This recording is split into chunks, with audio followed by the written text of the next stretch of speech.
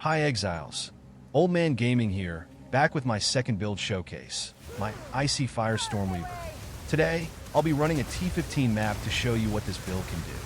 I'm currently level 85, and I've only completed the first 2 Ascendancy trials so far. I'm also missing a 6-link setup, so there's plenty of room for improvement.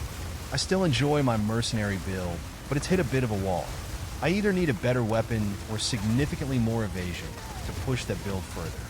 Unfortunately, crafting hasn't been going my way, and the trade site prices are way out of reach for me right now. This build, though, is super fun to play. I love the look and sound of the spells. It's also much easier to handle. I still have a few situational skills, but most of the time, I'm only using 2 buttons. At level 79, I hit a wall with this build, so I decided to switch to Spark. It's definitely one of the meta builds right now, and it got me to level 82. Honestly though, I found it boring to play. Spark is probably a bit stronger, but for me, having fun is the most important part of Path of Exile. So, I switched back to this build and kept tweaking it until it felt good again. I did pick up a few defensive tricks while playing Spark though. Those ideas have definitely helped me refine this build. Obviously, you can see I'm using Fireball as one of my main skills. The interesting part is that this build does no fire damage. I'm using the unique Blue Flame Bracer's Gloves, which convert all fire damage to cold. Since recording this run, I've made a few adjustments to help the fireballs freeze enemies faster. Those changes will be in the build planner linked in the description. Frost Wall is the other main skill I use. Most of the time, I throw up a Frost Wall and fire at it with my Fireball skill. Frost Wall acts as a defensive layer between me and enemies, especially against projectiles. On its own, Fireball does decent damage, and Frost Wall does decent damage too. But when you combine the two, the damage skyrockets. Fireballs can bounce off walls and enemies, so in open area maps, Frost Wall gives me something to bounce the fireballs off of, and the enemies can get hit multiple times. Plus, when Frost Walls are destroyed, they explode, dealing AoE damage. Frost Wall also helps me in tight spots. It can keep smaller mobs at bay, block projectiles, and give me a moment to recover mana. This build drinks mana like frat boys drink beer at a kegger, so every second counts. You might have noticed the occasional comets crashing down during the run.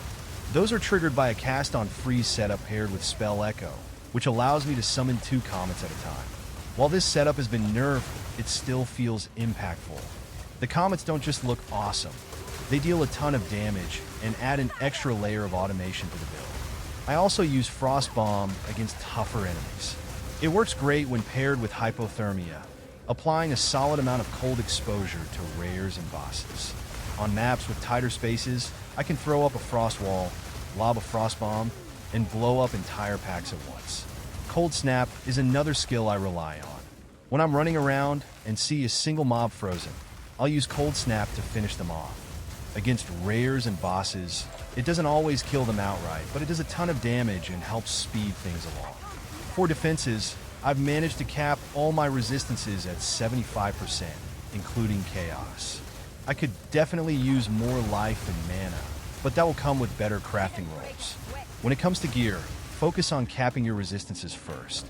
After that, prioritize life, mana regeneration, and as much energy shield as you can get. Balancing this build took some trial and error. I can adjust my skill tree for more damage, but then I die too easily. On the other hand, focusing too much on defense slows down my damage, and I still end up dying. It's all about finding that sweet spot, which might vary depending on your gear. I really hope GGG considers removing the 1 death per map penalty, or at least changing the experience loss. Right now, it feels like I'm playing hardcore mode, forcing me to move slowly and carefully. It definitely adds some stress to every run. So, is this build old man proof? Not quite as much as some of my Path of Exile 1 builds, but it's pretty close. Frost Wall, freezing enemies, life on kill, and energy shield offer a lot of defensive layers. Now that I've got things fairly dialed in, I die a lot less. Of course, there are still mechanics that will one-shot me, just like everyone else, but overall, this build feels really safe to run. Okay, so now let's take a quick look at the skills, support gems, and skill tree. With Fireball, I am using Scatter Shot, Unleash, Wild Shards, and Arcane Tempo. With Frost Bomb, I am using Magnified Effect, Strip Away, and Fast Forward. With Frost Wall, I am using Icicle, Spell Cascade, and Concentrated Effect. I had a Jeweler's Orb, so I threw in Deep Freeze to see how that works. With Cold Snap, I am using Considered Casting, Controlled Destruction, and Cold Penetration. With Hypothermia, I am using Heightened Curse, Persistence, and Inspiration. Then with Cast on Freeze, I am using Comet, Impetus, and Spell Echo.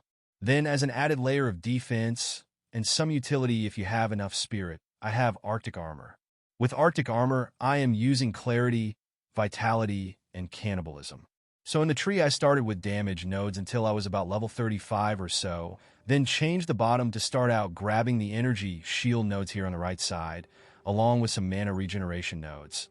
Then more energy shield. Then pathing up and over to the left to get some more cold damage nodes. Then some more energy shield nodes right below before pathing over to the right for some more energy shield nodes. And then much later I came back to take these crit nodes. Then path up further so I could take more cold damage nodes on the left and right. And then for this build to work, right, you must have this node, which is Shattered Crystal, so you can easily destroy your frost walls for more damage. Then more mana nodes, and then took Arcane Intensity for more spell damage to scale with your mana. Then to the left to get more cold damage nodes. Then path all the way down to the right to get these cold damage nodes, and then I took these crit nodes. Then to get more mana regeneration, I came back to grab Arcane Blossom. Then back to these crit nodes I mentioned earlier. And then back up to the top for more crit. And then over here to grab more energy shield. For my next level, I will take the extra intelligence here as well. Then I only have 2 trials done so far. So I took Constant Gale for Arcane Surge, and then Scouring Winds for more cold exposure. Next, I will take Force of Will, and if I ever get the 4th trial done, I will probably take Heart of the Storm to help my energy shield. Sorry that was so fast, but it is Christmas and I have a full house. I wish you all a Merry Christmas and Happy Holidays. Until next time, happy gaming.